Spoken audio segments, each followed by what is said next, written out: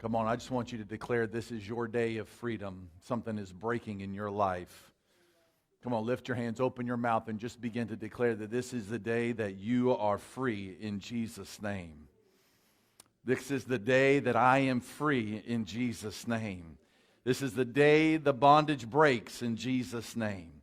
This is the day everything hindering me stops in Jesus' name. He whom the Son sets free is free indeed. Come on, declare that with me. I am free because He has set me free. Come on, say it again. I am free because He has set me free. Amen. If you believe that, give God a praise right now. Amen. Hallelujah. Come on, praise Him like you're really free in Jesus' name. Hallelujah. Hallelujah. Hallelujah. Amen. Heard a preacher say one time, the devil, he said it this way, I won't clean it up, I'll say it the way he did. He said, the devil don't got no lock that God ain't got no key for. I don't know if you understood that. I know Greg understood that. There isn't anything the devil can do that God can't undo. Amen. Don't you believe that today? Amen. Amen. We're glad that you're here, but more importantly, we're glad the Holy Spirit's here. Amen. Amen. Amen. You may be seated. Grab your Bible with us as, I said we were going to conclude the series today. But when God is downloading on some stuff, you just go with it. Amen. And so next Sunday I'm not going to call it part 10 because I already told all of Facebook we were concluding today. But next, and I just want you to help me, man, go tell somebody, invite somebody. Next Sunday is going to be absolutely awesome. God's given me a word titled The Arrival of Revival. And we're going to address the issue of what happens when revival and you show up at the same time. What can happen? Because it's one thing for revival to show up and you miss it. And it's another thing for you to show up, but there's no move of God there. So what happens? It's like a perfect storm. What happens when everything comes together at the same time? The arrival to revival. So we won't call it part 10, but between me and you, it's part 10. All right?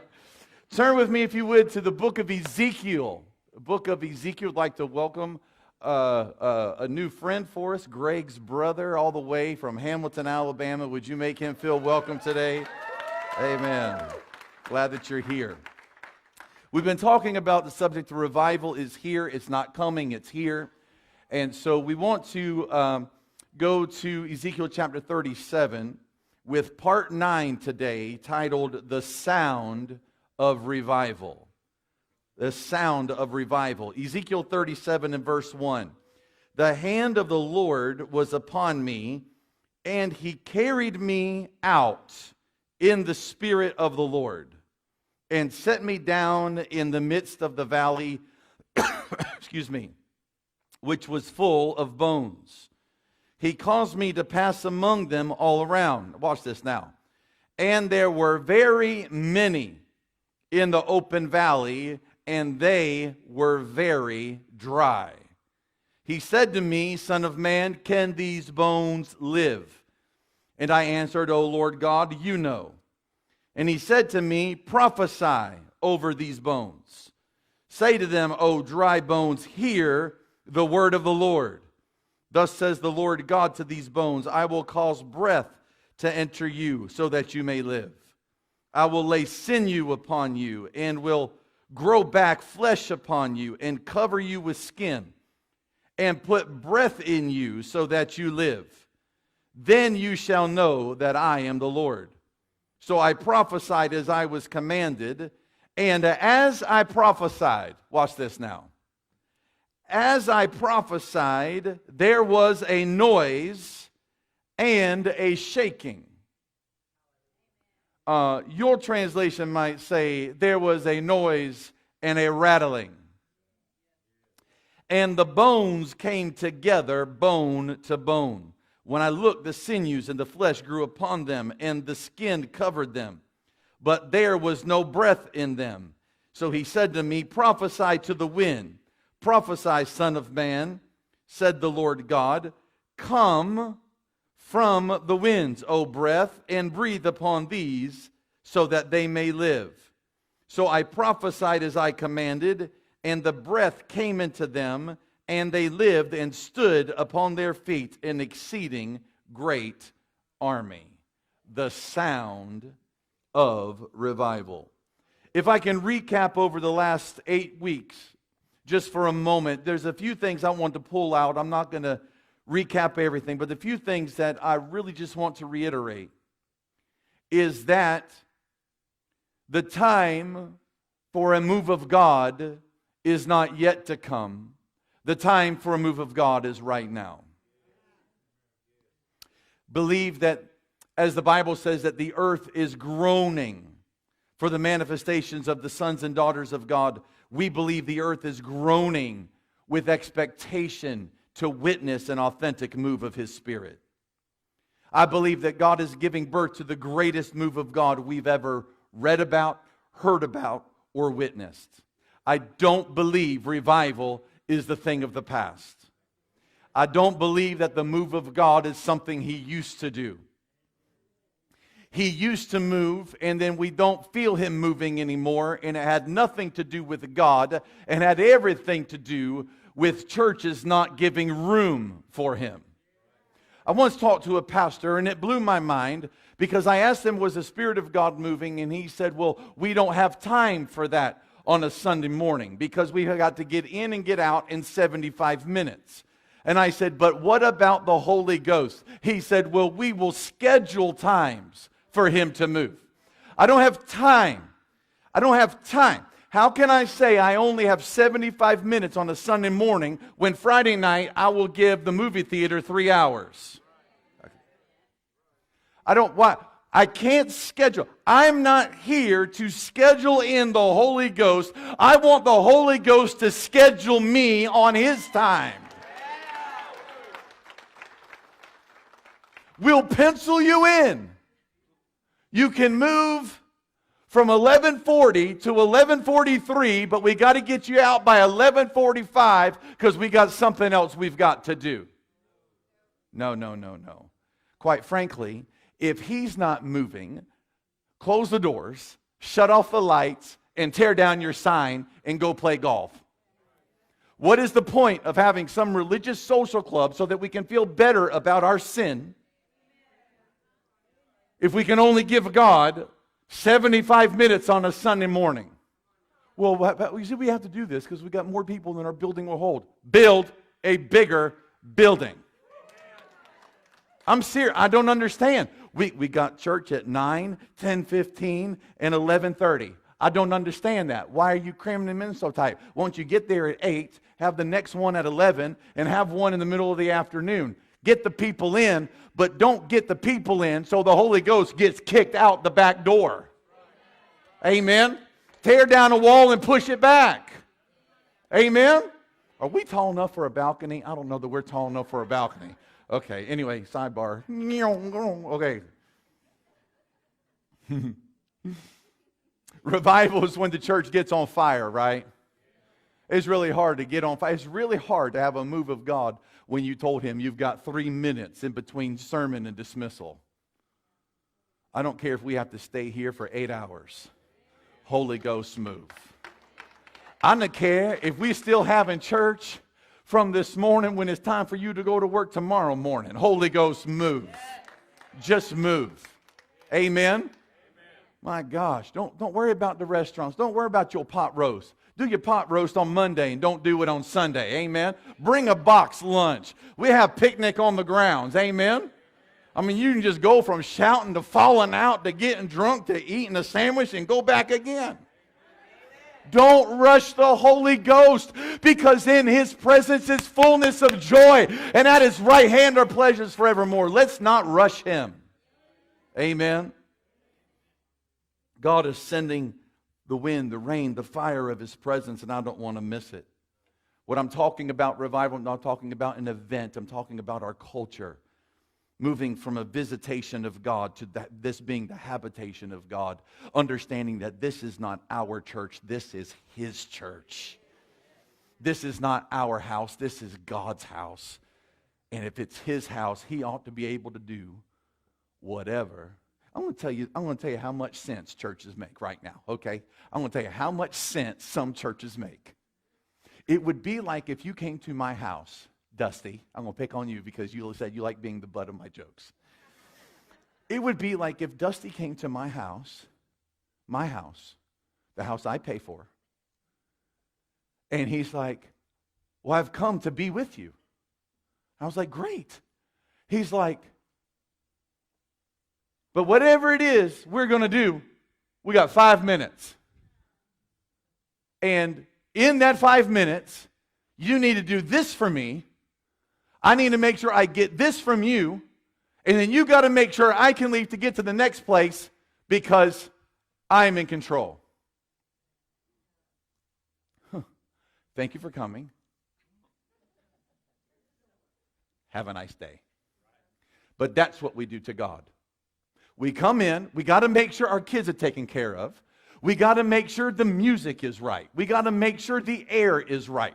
We got to make sure the appearance is right. We got to make sure the preacher preaches right. We got to make sure that song service is long enough to satisfy, but not too long where we get tired.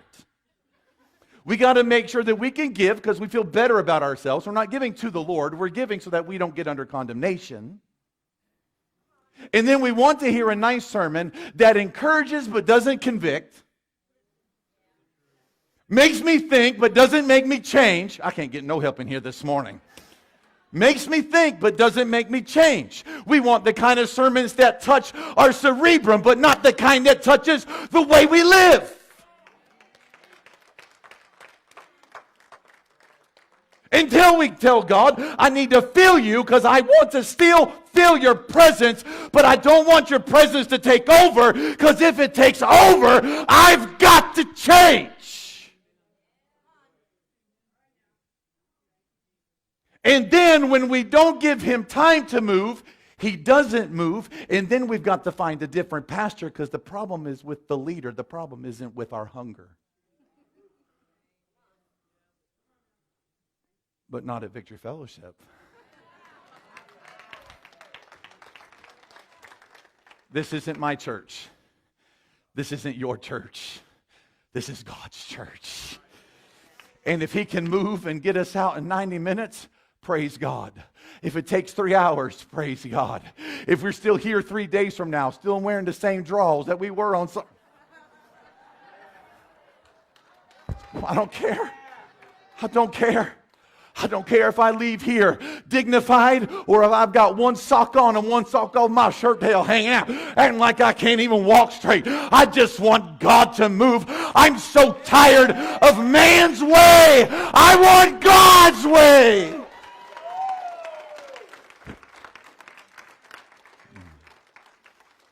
How about you? Luke chapter 4. Luke chapter 4, verse 18. Jesus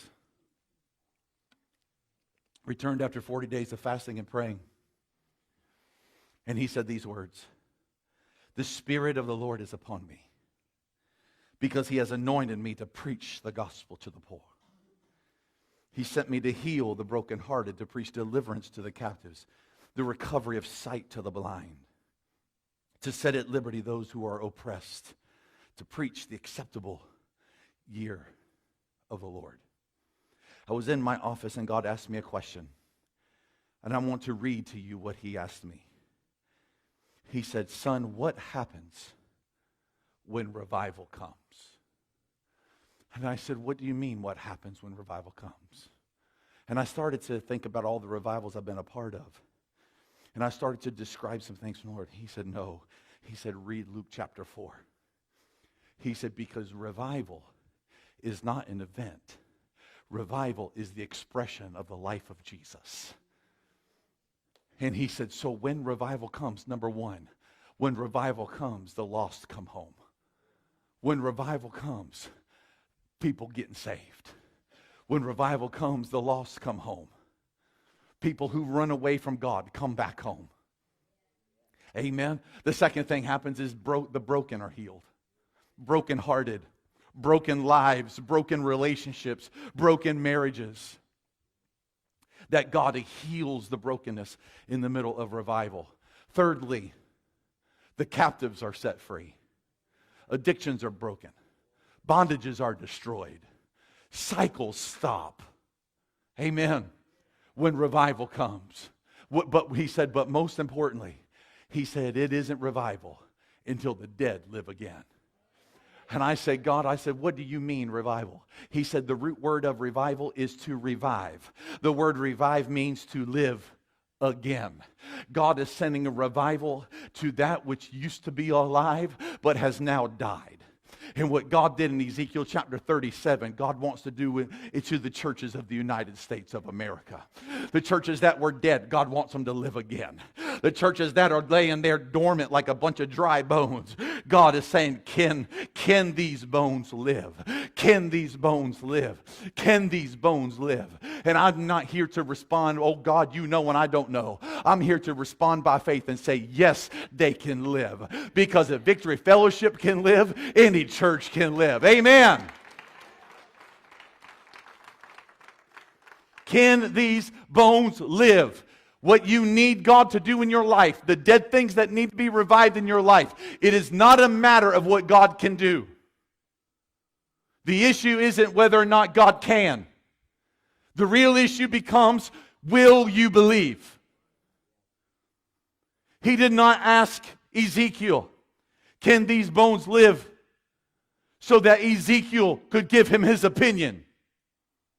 He asked him the question to give him an opportunity to come into agreement with what God wanted to do. And so I'm here to ask you, can your bones live? Can your marriage live? Can your children live? Can your community live? Can this region live? Can this church live? Can this community live? Can the whole state of Missouri live?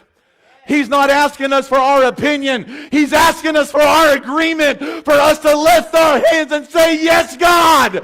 Yes, God. They can live. Yes, they can live. Yes, they can live. These bones can live. God came to Abraham and Sarah.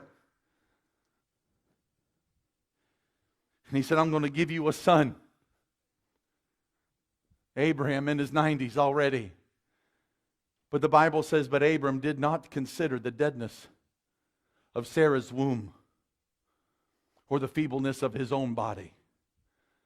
But in spite of hope, he had hope. And he placed it in God. That the God who speaks is also the God who fulfills. You have to understand something. Sarah, over 90 years old. And then God says, you're going to give birth.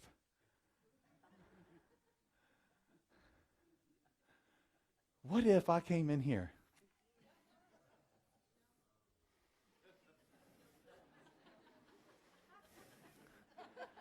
I don't know why you're smiling at me. I'm just walking over. And said, you're going to have another baby. I know what Don would say. I'm out. Karen would be like, false prophets. Huh? How about you? It's easy to laugh at them. How about y'all? Huh? Dusty's real young, but if I said, you're going to have another baby, he'd be like, I'm going to find another church. I'd bring it home if I walked up to my wife. She won't even make eye contact with me. You see that? I said, baby, we're going to have another child. She's like, no. We's closer to grandchildren than children. Y'all know what I'm saying? Okay. But for all intents and purposes, their bodies were dead. Not in them living, but in them reproducing. God doesn't look to speak life to the fertile ground. but he speaks life to the dead ground. Because it wouldn't take a miracle if I walked up to sweet, precious Chelsea and said, after you get married, some of us missed that part. After you get married, you're going to have a child. You're going to be like, cool. All right. Thanks, Pastor Tim. Maybe. I don't know. We haven't talked. I don't know what she wants in life. But it wouldn't take a miracle for you to sit and think, oh, wow, God's going to do that in her life? No, it would be expected. But God doesn't call us to expect the expected.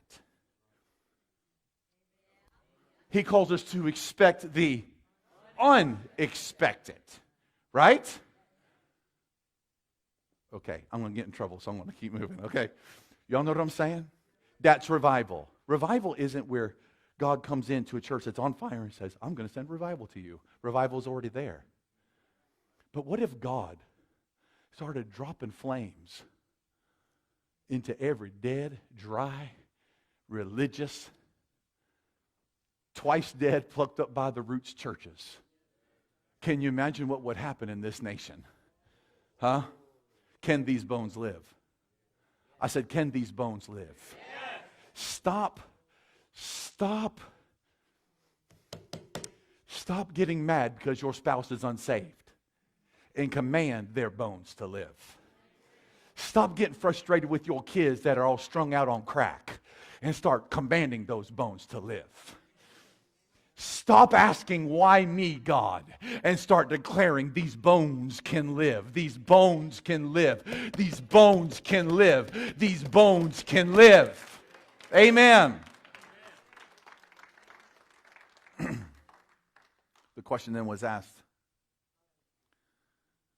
Abram's like, Lord, because whenever God speaks to you, we have to inform God of the situation of which he's speaking into. But God, I'm old. And my wife is old. Sarah wasn't around to hear that. She's old. And she barren. I think, not that I doubt your word, I just think you got the wrong audience. And then he said, but is anything too hard for the Lord? Is anything too hard for the Lord? I don't know what you're going through, but I'm here to tell you nothing is too hard for God. Nothing's too hard for God. Nothing's too hard. I don't know who he needs to hear this, but I'm going to keep saying it. Nothing's too hard for God. I don't care who you are and what you've done and what you're in and what kind of mess you're dealing with. Nothing's too hard for God. But God, every time I try to get sober, I mess up again. But nothing is too hard for God. Every time I try to live holy, I end up falling on the internet again. But nothing is too hard for God. Every time I try to witness to my spouse, they cuss at me. They get worse. They get angry. They get mean. They get vile. But nothing is too hard for God. Nothing is too hard for him. Somebody told me one time, the more I witness to my family, the worse they get to acting. Can I get a witness? What if I told you getting worse doesn't mean it won't never happen? Getting worse just means you're on the verge of the greatest breakthrough you've ever witnessed in your life. Come on, look at somebody and say, it's going to get worse before it gets better.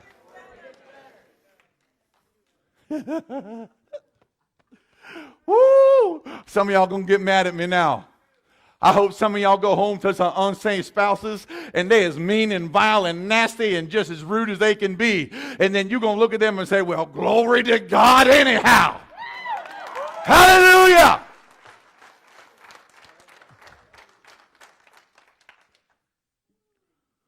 Revival releases a sound. Say that with me. Revival releases. Say it again. Go back to Ezekiel 37 for a minute. Verse 7. Ezekiel said, so I prophesied as I was commanded. Watch this. And as I prophesied, there was a noise and a shaking. Bones came together, bone to bone. There was a movement based on the prophetic. It's really hard for God to revive a church that don't allow the prophetic. Because God's movement and His Word are connected. It's like some folks like to pick and choose which verses to agree with. It's like they read something, I don't like that one. No, that one's not going to good. I don't care it's written in red. Doesn't work for me. Don't look at me like I'm weird. It's the gospel truth. How do I know this? Because the Bible says, despise not prophesying. And yet in some churches, if I were to walk in there and start to prophesy, not only would I lose the microphone, I wouldn't be sat down, I would have an usher grab me and lead me out the building. Not because of my personality, but because of my gift. Because we now despise prophesying. I don't despise prophesying. I despise prophet-lying. I despise manipulation through prophetic giftings. But I don't despise prophecy. Because God's movement, God's hand is connected with His mouth. God's moving by His hand is connected to God speaking with His mouth. And we see that in Ezekiel 37 when the man said, and as I prophesied, there was a sound. As I prophesied, there was a noise. There was a shaking that came together. And so I want to talk to you as brief as I can about the sound revival brings. Number one, revival brings a sound of repentance. It is not revival unless people start to come to God for change. We have been lied to that because God loves me the way I am, that God will leave me the way I am. But God does not leave me as I am. I think we've got to remember that He said, come to me, all you who are weak and heavy laden, and I will give you rest. God loves you. Listen, y'all, listen to me now. God loves you just the way you are. The way you are.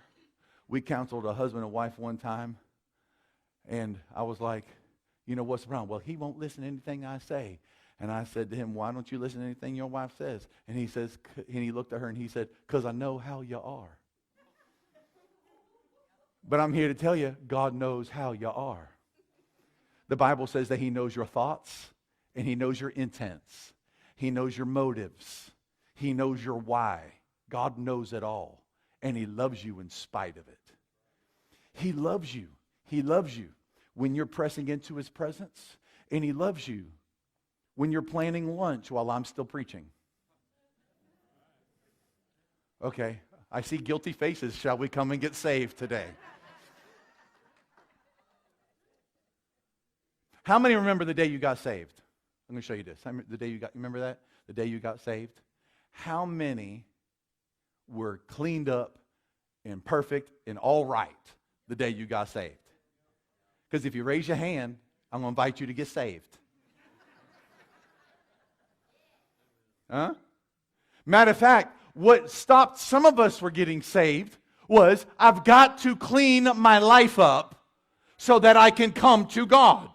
Because God is holy and righteous and true and awesome and powerful, and I can't come to Him all jacked up.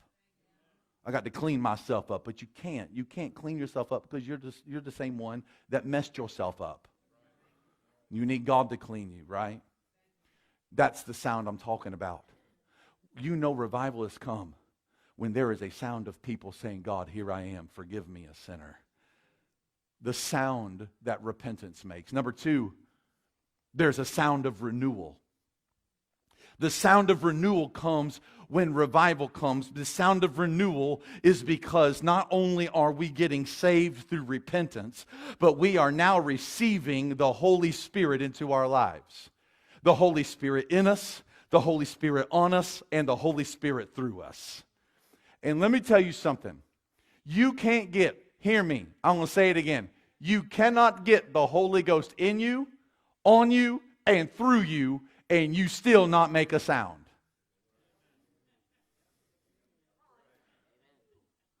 Hadn't anybody ever got to the renewal to a place where there were noises coming out of you you didn't know you could make? Is that just me and Meg? I know Jerry knows what I'm talking about. Y'all know what I'm saying? When the Holy Ghost is on you, there's a sound that's I'm going to tell you right now. It happened Friday night. I started to prophesy over the pastor's wife, and here come a sound out my wife. I'm not mocking. I ain't making fun. You know what I said? Uh-oh. Somebody about to get it. Because that was the Holy Ghost in her, moving through her at the same time. Right? There's a sound.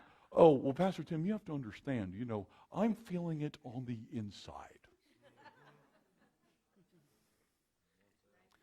If all you do is feel it on the inside and you don't ever let it out on the outside, you're going to straight up explode. Huh? Does anybody know what I'm talking about right now? You ever got so much, Rocky, you ever got so much of the Holy Ghost, if you didn't make a sound, you're going to die? Huh? It goes right with number 3, the sound of rejoicing. I heard somebody say one time, well, that's fine for the younger folks, but I'm rejoicing on the inside. Well, okay. Let me explain something to you. Let me just be real. If my wife comes to me and she says, I love you, and I'm like,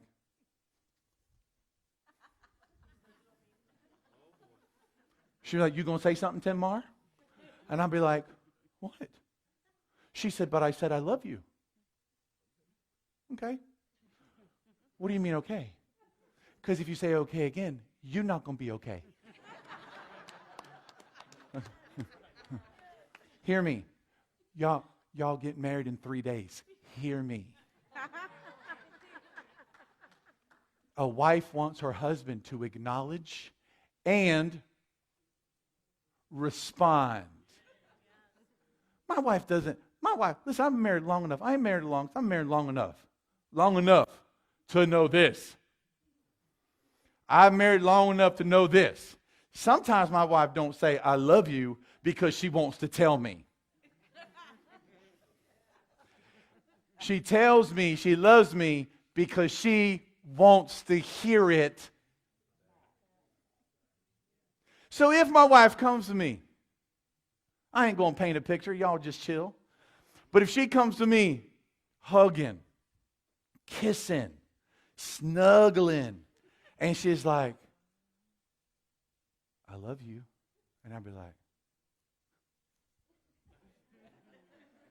I'll take it a step further. If she does all that, and then I respond with no words, but I kiss her, I can come here. Just for a second. It's okay. I'll be careful. It's okay. Come here. Okay, under the light. Okay. Because I'll be very careful. Okay. I got this. Okay. I'm anointed right now. Just leave me alone. Okay. If she comes and we're all, okay, and then she whispers, I love you, and then she looks at me, because this way, she'll go, I love you. And if she does that, and I'll be like, what do you got to say before you kiss? You hear that laugh? Guilty. Right, but if she comes to me and she's like, I love you. Right? And sometimes I have to understand, because sometimes she ain't like this because she loves me. It's because I've been cooking. So if I haven't been cooking, and she comes to me and she's snuggling and she's like, Tim, I love you so much. What she wants is, I love you too, baby. Right? Right. Now, if in that same token, I want you to tell me, I want you, just as mushy as you can, tell me that you love me. Tell me that you love me. I love you. Well, I love you on the inside. I want to hear from the wives. How cold would it be in your house that night? Huh? Look, Chelsea ain't even here in the building with him right now. And Zach's like, I know. I saw him. He goes, It's going to be cold and the AC won't even be on. Right? But we treat worship the same way. Right? Watch this. Another example. Tell me you love me. I love you. Well, you know how I feel about you.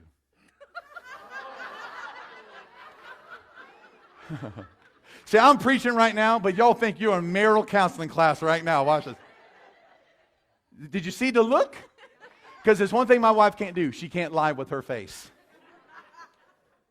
Well, you know how I feel about you. There was a husband and wife. Got divorced on their 50th wedding anniversary. The judge asked the man, what's going on? He goes, I don't know. He asked the wife, why are you getting a divorce? She's like, I filed because he don't ever tell me that he loves me. 50 years, he ain't told me since the day we got married. The judge looked at him and said, sir, why don't you tell your wife you love me? He said, I told her 50 years ago. When I changed my mind, I'll let her know. You sit down. But how much do we do that in our worship? But God, you know my heart, so you know that I love you. But he said, but there's a sound. There's a sound I want to hear. He wants to hear you open your mouth and shout his name. He wants to hear you go, woo, glory! Because you can sit down. Because you can't take it anymore. That's the sound of rejoicing. So then the question is, but why are we rejoicing? We're rejoicing because people are getting saved, people getting healed, people getting delivered. But most importantly, we rejoice because he's good, he's God, he's holy, and he's worthy. God is not scared or nervous of our noise. Amen. Well, I don't think that's appropriate in church. Okay. I'm sorry you don't feel like it's appropriate. Some people are going to get real shocked when they get to heaven, if they get there. Heaven isn't going to be, there's no such thing. I know this is going to mess some of y'all up. There's no such thing as resting in peace. No such thing. No such thing. I challenge anybody to prove me wrong. No such thing as resting in peace. Because if you're saved and you die and go to heaven, you're not resting. Glory to God, I made it! Whoa! How do I know heaven ain't going to be quiet? I'm going to be there! My son! Y'all know what I'm saying? Oh, God bless them. May they rest. They're not resting. Either you're rejoicing in heaven or you're tormented in hell. There's no other. There's no such thing as taking a nap in the grave. Okay? Flew right over our heads, didn't it? Well, I'm going to get my wings and cross over that rainbow bridge. There's no rainbow bridge.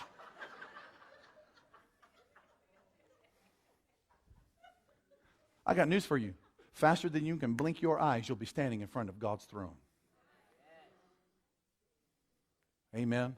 All right, let's move on. The sound of rejoicing. Number 4, the sound of rattling. This is what God said to me. I'm trying to hurry. You know, we got to get out in 75 minutes. Oops, missed that mark. Say it with me, the sound of rattling. This is what God said to me. I said, because I was like, God, I said, what are the sounds? And so he gives me this. He said, I want you to write down the sound of rattling. I said, but God, I need you to explain to me what you mean by the sound of rattling. And he said this to me. He said, the scattered are coming together. the scattered are coming together. And we've already seen it start under this roof. Yeah. Churches all over America experience what the Bible describes as sheep having no shepherd, scattered abroad over the face of the earth. We allow church hurt to affect our spiritual life. And instead of knowing where we're supposed to be planted in the kingdom of God, we allow church hurt to scatter us and not even displace us into a house we shouldn't be at, but oftentimes does not displace us, removes us from any house. And we become scattered sheep having no shepherd. And that is unbiblical. God doesn't want us scattered, and He doesn't want us shepherdless. The Bible says that those who are planted in the house of the Lord shall flourish, shall grow, shall mature, shall spread out. And that's what God, He said, I need you to see. He said, Ezekiel 37 isn't just about the miraculous of the dead coming back to life. He said it was also bones coming back to bones. And He said, the scattered are coming home. The scattered are coming home. And He gave me 4 things. I need you to see this. Who's coming home? Number 1, the prodigals. A month ago, I looked at Greg standing right here, and I said to him, we're about to walk into a season where we see prodigals coming home. I'm going to say it right now. I don't care who it offends. I don't care who it ticks off. Part of my job description is to offend people who are not living biblical lives. So let me help you understand something right here. Okay?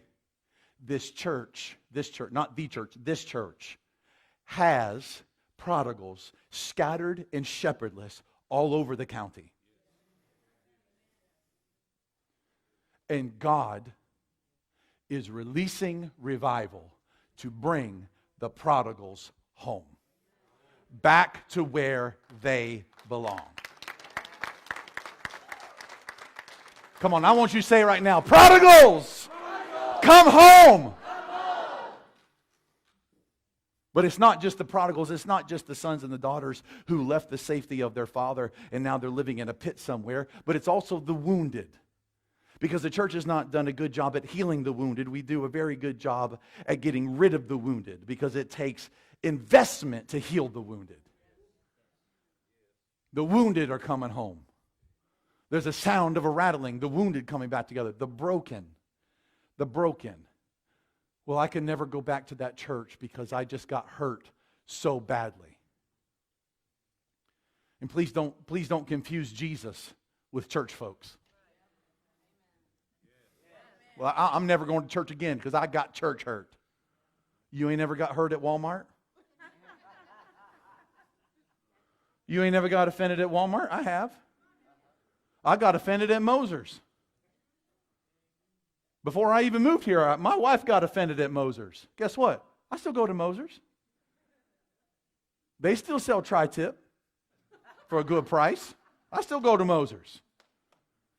But we have these rules for church we don't apply to the rest of our lives. I'm going to take it a step further. Do you still go to work? Because you can't tell me you have a perfect boss who ain't never done you wrong. I'm not talking to Dusty. I know his boss. But we still go to work. But we have some weird thing that if we get offended in church, it means I'm never going to church again. That's the work of the enemy to get you out of the connection of the local body. And God is going to bring the wounded home in Jesus' name. Amen. The wounded, the broken, and the discarded. I'm talking about people who've been thrown away because they didn't look right. Thrown away because they didn't act right. Thrown away because they didn't dress right. Thrown away because they didn't talk right. Thrown away because they didn't behave right. When people are being silly, that is not when they are needed to be discarded. That is when they are supposed to be welcomed and loved and encouraged. So I'm praying, God, send the prodigals back. Send the wounded back. Send the broken back. Send the discarded back. So that there will be a sound of a rattling coming together. Amen. And if God's going to do it in this church, He's also going to do it. Some of you got some prodigal children. Some of you got some prodigal family members. And we just declare that these bones shall live in Jesus' name. Amen. Amen. Number 5, let me finish with this. It's the sound of resurrection. There is a sound that resurrection takes. The Bible is full of resurrection. We are not the Sadducees. The Sadducees did not believe in the resurrection of the dead. That's what made them so sad, you see. I'm going to give you a minute. I'm going to give you just a minute. Sadducees did not believe in the resurrection, but all through Scripture we see resurrection, don't we? Elisha was dead. His bones buried. And when they took a soldier that died in battle and they threw him, and the moment his body hit the bones of Elisha, he came back to life. That's resurrection. We see it in Lazarus. Lazarus dead for 4 days. Jesus even met with some obstacles. You're too late. He's been dead too long. But when resurrection shows up, there's no such thing as something's dead too long.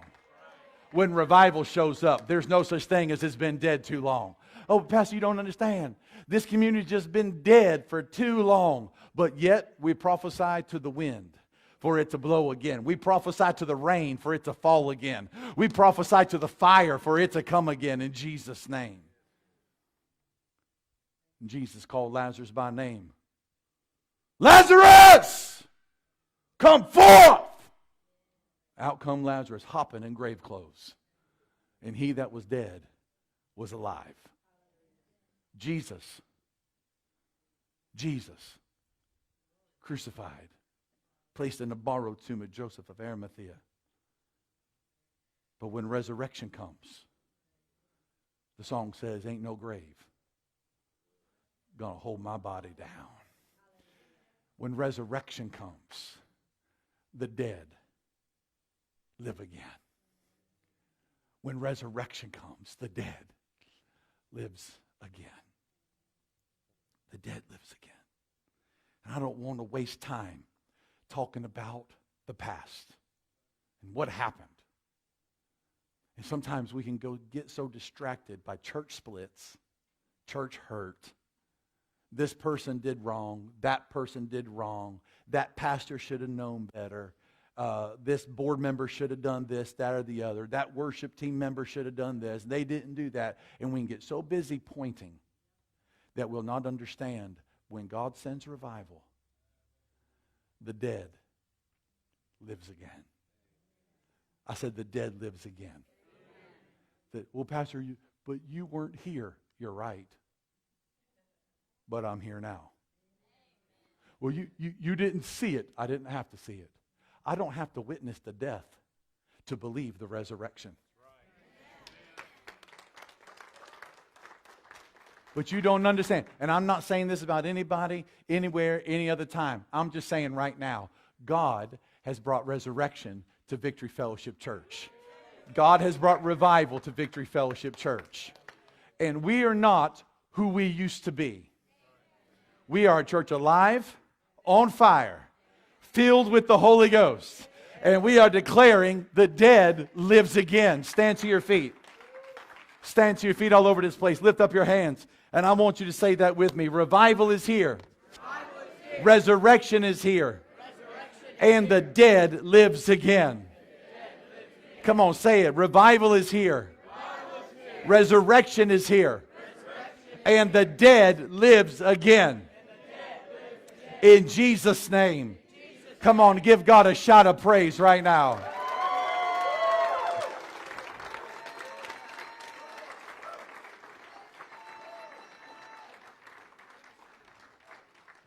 Hallelujah.